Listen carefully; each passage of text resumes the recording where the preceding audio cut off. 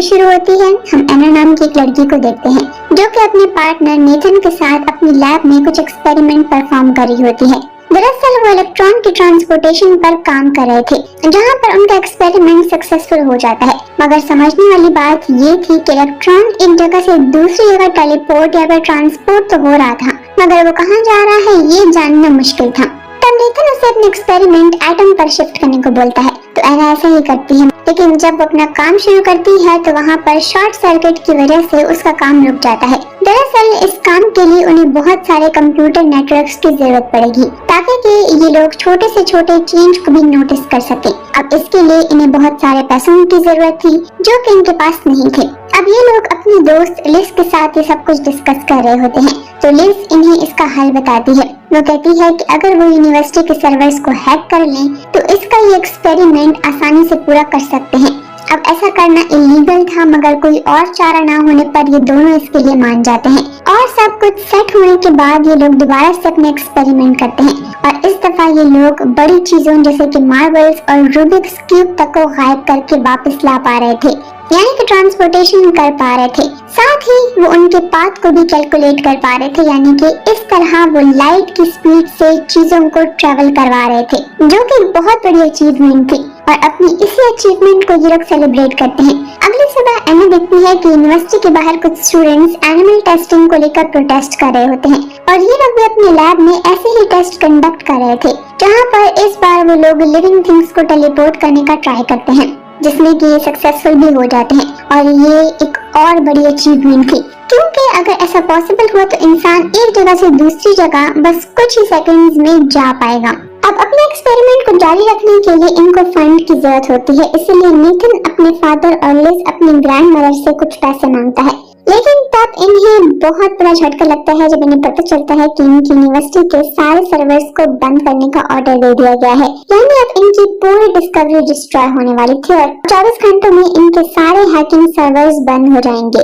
अब इनके पास बस कुछ ही घंटे अपने एक्सपेरिमेंट को बड़े लेवल पर टेस्ट करने के लिए, इन शॉर्ट इंसानों पर करने के लिए। और अगर इन्होंने सक्सेसफुली ये कर लिया तो ये लोग बच सकते हैं और साथ ही साथ इनका बड़ा नाम भी होगा। तो अगले दिन ये लोग एक इंसान को टेलीपोर्ट करने के लिए तैयार होते हैं, तो क्योंकि एक्सपेरिमेंट एना का होता है तो वही वर्म होल में जाने के लिए तैयार होती है, जिससे पहले नेथन उसे किस करता है। असल में ये दोनों एक दूसरे को पसंद करते हैं, पर काम होने की वजह से इन्होंने कभी एक दूसरे को एक्सप्रेस नहीं किया। लिस उसे हेड्स ऑफ करती है और वो गायब हो जाती है और सीन भी यहीं पर ब्लैंक हो जाता है। तभी किसी की चीखने की आवाज आती है और सीन यहीं पर कट हो जाता है। नेक्स्ट सीन में हम एना को देखते हैं जो कि अभी अभी नींद से उठती है और उठने के बाद वो यूनिवर्सिटी जाती है, जहाँ पर लैब में उसे लिस और नेथन मिलते हैं, जो कि उसे बताते हैं कि कंप्यूटेशन की कमी की वजह से उन्हें एक्सपेरिमेंट यहीं पर रोकना होगा और अब वो फिर से एक एटम पर अपना एक्सपेरिमेंट कर रहे हैं। अब एना को यहाँ पर कुछ तो गड़बड़ लगती है, क्योंकि एटम पर तो एना ने अपना एक्सपेरिमेंट किया था और वो सक्सेसफुल भी रहा था, यहाँ तक कि लिविंग एनिमल्स की भी एक्सपेरिमेंट सक्सेसफुल रहा था। लेकिन सरप्राइजिंगली एना को उस टेस्ट के बारे में कुछ भी याद नहीं होता है, इसीलिए वो लैब से बाहर आ जाती है और बाहर उसे नजर आता है कि अभी भी एनिमल टेस्ट पर प्रोटेस्ट चल रहा है, जिसमें कि एक लड़का जेम्स एना के पास आता है और उसे एनिमल टेस्टिंग से रोकता है। पर एना बोलती है कि मैंने कभी भी एनिमल्स पर टेस्ट नहीं किया है। इसके बाद एना अपनी मॉम को कॉल करती है। उसकी मॉम घर शिफ्ट कर रही होती है, तो वो उसे पूछती है कि मैं तुम्हारी बचपन की पिक्चर्स का क्या करूं। तो एना उन्हें बोलती है कि उस सबको फेंक दे, जिसमें कि उसकी मॉम बहुत ही हैरान होती है, क्योंकि एना हमेशा से ही अपने बचपन की पिक्स को बहुत संभाल के रखती थी। फिर जब एना अपने घर में अपने रूम में जाती है तो उसे ऐसा लगता है जैसे उसके रूम में कोई आया था, जैसे यहाँ पर चोरी हुई थी। तभी उसे एक मंकी मास्क वाला आदमी नजर आता है जो कि उसका सामान लेकर भाग रहा था। तभी एना भी उसके पीछे जाती है, लेकिन वो मंकी मास्क वाला आदमी वहाँ से भाग जाता है। लेकिन वो भागने से पहले एना को स्टेयर से नीचे धक्का देता है, जिससे कि वो गिरकर बेहोश हो जाती है। फिर जब एना की आंख खुलती है तो वो फौरन ही अपनी मॉम को कॉल करती है और वो उन्हें सारी स्टोरी बता देती है। उसकी मॉम उसे पुलिस को कॉल करना सजेस्ट करती है। इसके बाद एना ऐसा ही करती है, मगर कोई भी उसके घर पर पुलिस वाला नहीं आता। बाद में वो लैब भी जाती है और नेथन को सारी स्टोरी बताती है कि कैसे उसके घर पर रॉबरी हुई है, मगर यहाँ पर नेथन भी उसे कुछ खास रिस्पॉन्स नहीं देता और वो उसे बोलता है कि वो आराम करे, वो जल्दी ठीक हो जाएगी। अब हम यहाँ पर नेथन के बिहेवियर में थोड़ा चेंज देखते हैं, या फिर शायद एना का बिहेवियर ही कुछ अलग है। खैर, एना नेथन की बातों से काफी फ्रस्ट्रेट हो जाती है, यहाँ तक कि लिज भी उसकी बातों का रिस्पॉन्स नहीं देती। एना उन दोनों को बोलती है कि एक्सपेरिमेंट के बाद उसके साथ कुछ तो गलत हुआ है, उसे कोई भी चीज याद नहीं रहती। ये सब चलते चलते एक दिन इन लोगों को यूनी की तरफ से नोटिफिकेशन आता है, जो कि बेसिकली सर्वर हैकिंग के बारे में था, यानी कि अक्सर ही हैकिंग सर्वर्स की चेकिंग होगी। अभी नोटिफिकेशन करने के बाद ये तीनों ही काफी घबरा जाते हैं, क्योंकि साइबर क्राइम की सजा जेल भी हो सकती है। एना अब सब कुछ भूल रही थी, इसीलिए वो अपने साथ एक डायरी रखती है ताकि वो हर छोटी से छोटी चीज को नोट करे, ताकि उसे अगर कुछ भूल जाए तो वो डायरी को खोलकर उसे याद कर ले। अब नेक्स्ट डे जब एना को कुछ भी ठीक नहीं लग रहा होता तो वो अपना स्लाइवा सैंपल लेती है डॉक्टर को दिखाने के लिए, लेकिन जब वो अपने सैंपल को स्टोर रूम में रखने जाती है तो वो देखती है कि स्टोर रूम में लॉक लगा हुआ है, जिसे देखकर वो हैरान हो जाती है, क्योंकि आज से पहले कभी भी उसके लैब के स्टोर रूम को कभी भी लॉक नहीं लगाया गया, जिस पर कि उसे उन दोनों पर शक होता है। वो उन दोनों से पूछती है कि तुम लोग मुझसे क्या छुपा रहे हो, तो जिस पर नेथन उसे रिलैक्स रहने को बोलता है और वो उससे उसका स्लाइवा टेस्ट भी ले लेता है। नेथन उसे बोलता है कि वो खुद ये सैंपल डॉक्टर के पास लेकर जाएगा और उसकी रिपोर्ट भी उसके घर भिजवा देगा। इसके बाद एना बाहर आ जाती है और वो उन प्रोटेस्टेंट्स को फिर से देखती है, जो कि अभी भी यूनी के बाहर खड़े थे। हम अंदर लैब में नेथन को देखते हैं, जो कि एना के सारे सैंपल्स डस्टबिन में फेंक देता है। बाहर एना एक मंकी मास्क वाले आदमी को देखती है और उसे लगता है कि ये ही वो चोर है, पर वो जब अपने आसपास देखती है तो वहाँ पर बहुत सारे ऐसे ही मंकी मास्क वाले लोग होते हैं।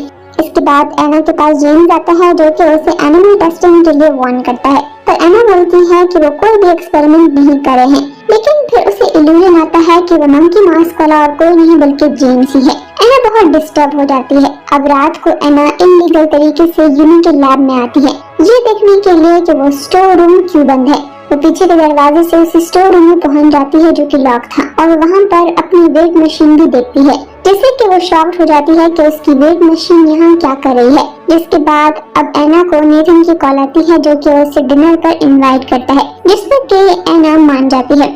असल में एना कब क्या कर रही है, वो कहाँ पर है, इसके बारे में नेथन को खबर होती है। इसीलिए जब एना अभी भी स्टोर में थी तो नेथन को पता चल चुका था, इसीलिए वो उसे डिनर पर बुलाता है। लेकिन नेथन को एना के बारे में कैसे पता चला, ये हम बाद में जानेंगे। अब जब नेथन और एना डिनर टेबल पर होते हैं तो तब एना बहुत ही कंफ्यूज रहती है। तो नेथन से पूछती है कि एक्सपेरिमेंट के बाद उसके साथ क्या हुआ था, पर नेथन उसे कुछ नहीं बताता और आराम करने को बोलता है। वो उसे बोलता है कि उसने वो सैंपल डॉक्टर को दे दिए थे और कुछ ही घंटों में उसकी रिपोर्ट्स भी आ जाएंगी।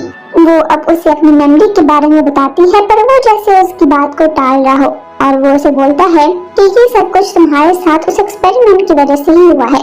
लेकिन एना को फिर भी ऐसा लगता है कि उसके साथ कुछ तो गड़बड़ हुई है, पर ये बात नेथन उससे छुपा रहा है। नेथन उसे अपनी इन्वेस्टिगेशन बंद करने को बोलता है, क्योंकि पहले ही उनकी इन्वेस्टिगेशन चल रही है, और वो उसे बोलता है कि तुम मुझ पर ट्रस्ट करो, मैं सब कुछ ठीक कर दूंगा। जिस पर कि एना बोलती है कि अगर तुम मुझे किस करो तो मैं तुम पर ट्रस्ट कर लूंगी, पर सरप्राइजिंगली वो उसे किस नहीं करता।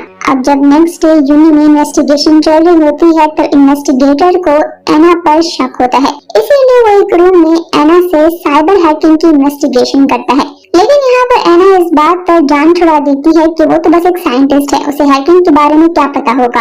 इसके बाद एना वहाँ से बाहर आ जाती है और लैब में लिज और नेथन पर इल्जाम लगाती है कि उन लोगों ने उसका प्रोजेक्ट चोरी कर लिया है। पर नेथन बोलता है कि तुम्हारा प्रोजेक्ट चोरी नहीं हुआ है, बल्कि वो तो तुम्हारे घर पर सेफ है। एना काफी डिप्रेस्ड हो जाती है कि आखिर उसकी लाइफ में चल क्या रहा है। वो सब कुछ भूल जाती है, उसे भूख भी नहीं लगती, साथ ही साथ उसके असिस्टेंट लिज और नेथन उसे सही से ट्रीट भी नहीं करते हैं। और जब वो अपनी मॉम को कॉल करती है तो वो भी उससे अजीब तरीके से बात करती है। वो उसे बोलती है कि तुमने मुझसे बात करने के लिए एक कोड रखा हुआ है, और जब तक तुम मुझे वो कोड नहीं बताओगी मैं तुमसे बात नहीं कर सकती। तो जिस पर एना हैरान हो जाती है कि कोई मॉम अपनी बेटी से बात करने के लिए कोई कोड क्यों रखेगी, लेकिन फिर उसकी मॉम बीच में ही कॉल काट देती है। एना को ऐसा लगता है कि जैसे उस एक्सपेरिमेंट में उसका ब्रेन डैमेज हुआ है, जिस पर कि वो कुछ भी याद नहीं रख पाती है। साथ ही साथ उसे ऐसा लगता है कि जैसे एक्सपेरिमेंट के बाद उसकी सोल पीछे रह गई है। इसके बाद एना लाइब्रेरी जाती है और बहुत सारी ब्रेन से रिलेटेड बुक्स पढ़ने लगती है, और फिर उसे वहीं पर एक न्यूरोलॉजिस्ट भी मिलती है, जिस पर एना उसे पूछती है कि क्या हमारे ब्रेन की मेमोरीज का भी कोई वेट होता है।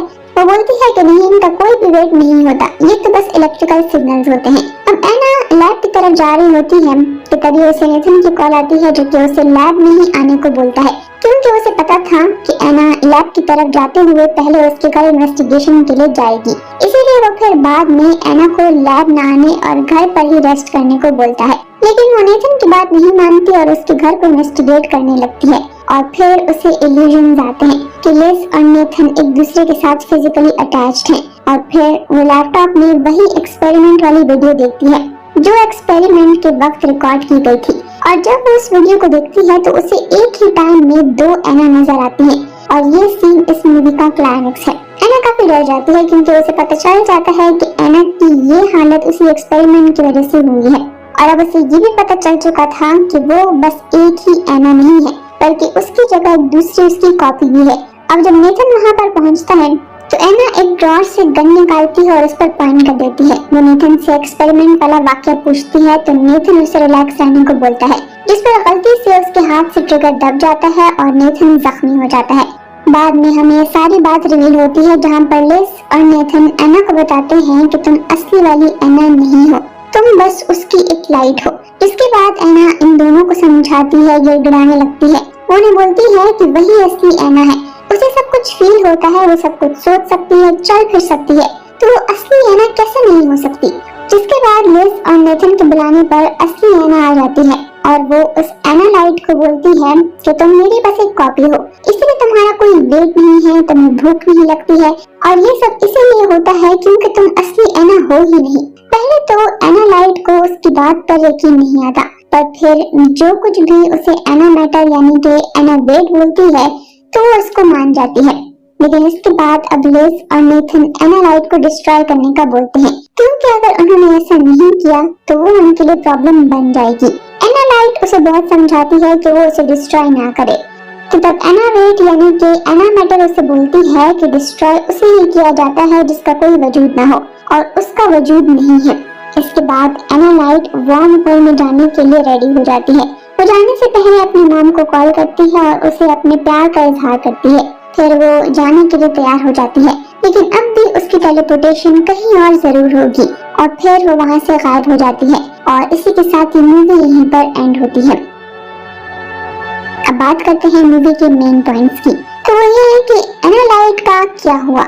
जब ये एक्सपेरिमेंट हुआ था तो एना डिस्ट्रॉय तो नहीं हुई थी, वो टेलीपोर्ट कहीं हुई थी। लेकिन इससे पहले हम वार्म होल के बारे में जानते हैं। अब वार्म होल स्पेस में एक जगह से दूसरी जगह जाने का रास्ता है, तो अब इसके अंदर का ऑब्जेक्ट भी शॉर्टकट वे में ही जाएगा, यानी कि हम वार्म होल से एक जगह से दूसरी जगह लाइट स्पीड से भी कम टाइम में ट्रेवल कर सकते हैं, और वो भी बिना साइंस के रूल तोड़े, जिसकी वजह से एना मैटर एक मैटर की तरह एक सही जगह पर पहुंच गई थी। लेकिन उसकी लाइट, उसकी स्पीड थोड़ी स्लो होती है। तो जब तक एना की लाइट सही जगह पर पहुंचती है तो लो कंप्यूटेशन की वजह से शॉर्ट सर्किट हो जाता है और एना की लाइट पीछे ही छूट जाती है।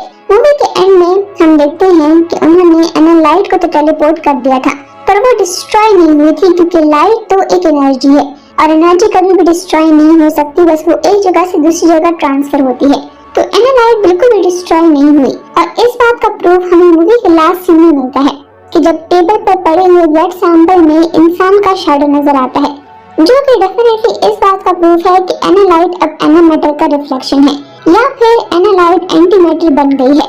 और हम लास्ट सीन में एना के बिहेवियर को भी बहुत डिस्टर्ब पाते हैं, क्योंकि रियल एना ने कभी भी ऐसा बिहेव नहीं किया, क्योंकि एना के पास अब कोई भी इमोशंस नहीं है, उसके सारे इमोशंस तो एना लाइट के पास हैं। इन शॉर्ट, रियल एना और एना लाइट एक दूसरे के बगैर अधूरे